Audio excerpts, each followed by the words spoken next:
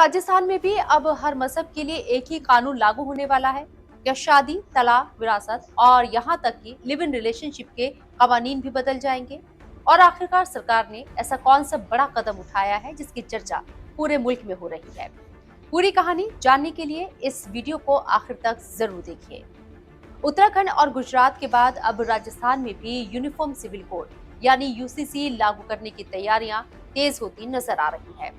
Rajasthan BJP president Madan Rathore ने बड़ा बयान देते हुए कहा कि स्टेट गवर्नमेंट यूसीसी लागू करने की सिमत में काम कर रही है। इसके लिए उन स्टेट्स के ड्राफ्ट का भी मुताला किया जा रहा है जहां यूसीसी पहले से लागू है, और साथ ही आम लोगों से भी तजवीज मांगी जा रही है।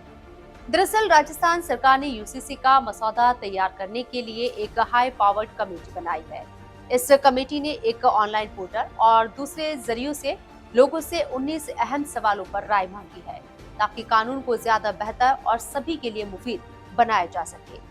सबसे ज्यादा चर्चा जिस मुद्दे की हो रही है वो है लिव इन रिलेशनशिप रजिस्ट्रेशन।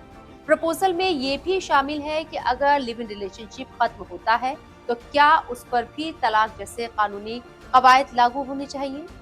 इसके अलावा शादी, तलाक, विरासत और जायदाद से जुड़े कई अहम पहलुओं पर भी लोगों की राय ली जा रही है।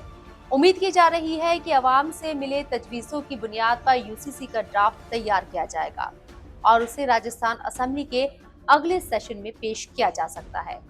अब सबसे बड़ा सवाल यही है कि क्या राजस्थान वाकई में यूसीसी लागू करने वाला अगला स्टेट बनेगा?